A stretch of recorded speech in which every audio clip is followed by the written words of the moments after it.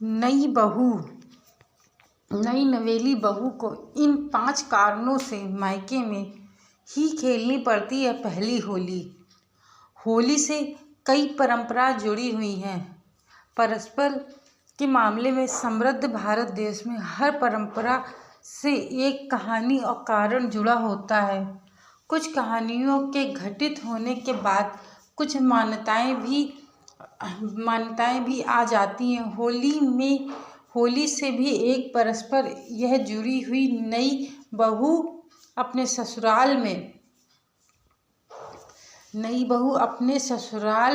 में पहली होली क्यों नहीं खेलती है और उसे मायके में ही क्यों खेलनी पड़ती है, इससे जुड़ी हुई मैं आप लोगों को 5 मुख्य बातें बताऊंगी। होली सभी लोगों के लिए खास त्यौहार है, क्योंकि होली सिर्फ एक त्यौहार नहीं बल्कि एक उमंग और बदलाव का नाम भी है। होली के बाद हिंदू पंचांग के अनुसार नए साल का आगमन होता है। नए साल में चैत्र नवरात्र में अवतरण भक्तिमय हो जाता है। बात करें होली की तो नए जोड़े के लिए भी होली का त्यौहार बहुत खास होता है, क्योंकि होली से कई नई परंपराएं जुड़ी होती हैं।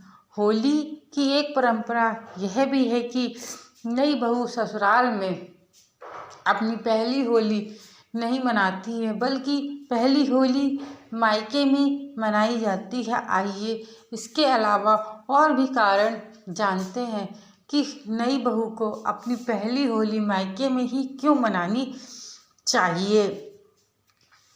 ऐसा माना जाता है कि अगर सास बहू साथ में होलिका दहन देखती हैं तो उनके संबंधों में दरार पड़ जाती है। इस कारण से माना जाता है कि नई नवेली बहू को पहली होली पर अपने ससुराल में नहीं रहना चाहिए। इस परंपरा का एक पहलू यह भी है कि नई बहू नए परिवार और नए लोगों के बीच में तालमेल बिठाने में समय लगता है। खासकर सास बहू के रिश्ते को बहुत ही नाजुक समझा जाता है, इसलिए बहू को अपने मायके में ही पहली होली मनानी चाहिए।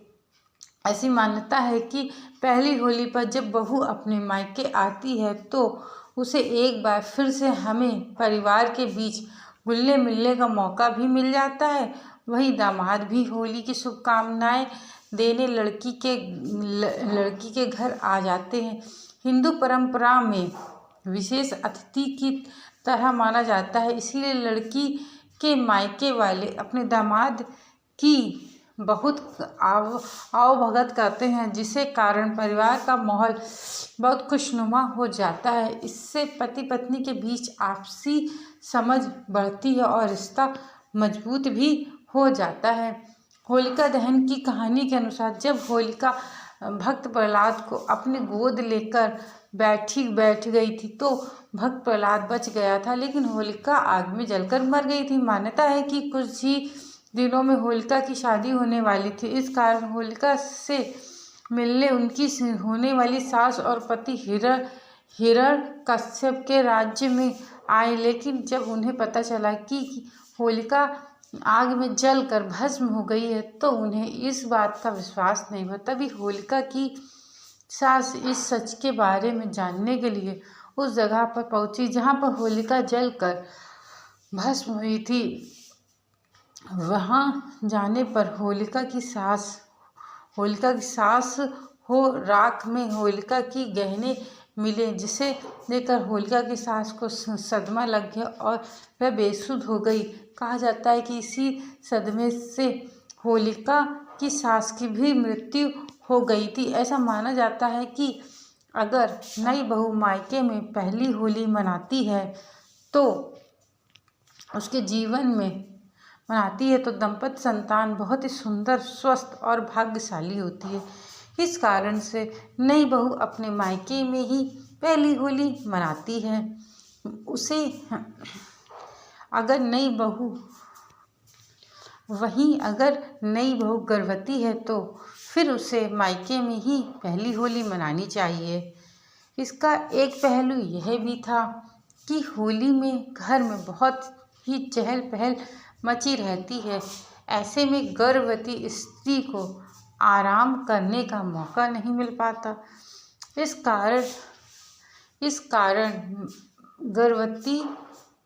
गर्भवती अगर अपने मायके में चली होली मनाती है तो उसे देखभाल भी अच्छे से हो जाती है। माना जाता है कि नई बहू के चरण बहुत ही शुभ होते हैं, उस पर माता लक्ष्मी की कृपा होती है। खास तौर पर जब बहू अपने मायके से लौटती है तो नवजीवन की कई खुशियाँ और भाग्य को लेकर अपने मायके से आती है। इस कारण बहू की अपने मायके में सौभाग्य लेकर आती है। अपने मायके से सौभाग्य ले करके आती है, जिससे उसके परिवार वालों की आर्थिक स्थिति मजबूत होती है और धन धान्य की कोई कमी भी नहीं रहती है। और भी ऐसी बहुत सी कहानियाँ हैं जो मैंने आप लोगों को अपने वीडियो के माध्यम से पहले भी बता रखी है। पहली बात तो ये है कि जब भक्त प्रहलाद को होलिका में ले करके, क्योंकि जो भक्त प्रहलाद थे वे जन्म से ही भगवान विष्णु के बहुत सच्चे भक्त थे, जिस कारण से उनको बहुत कष्टों का सामना करना पड़ा था। लेकिन कहते हैं ना, कष्ट चाहे जितने हो, यदि आप भगवान की सच्ची भक्ति में लीन हैं तो आपका कोई बाल भी बांका नहीं कर सकता है।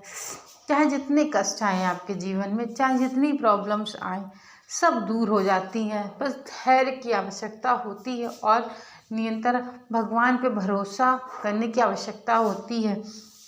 जिस प्रकार से प्रहलाद के लिए उनके पिताजी हिरण्यकश्यप ने बहुत सारे प्रयत्न किए कि प्रहलाद मर जाए, प्रहलाद जिंदा न रहे, परंतु हुआ क्या?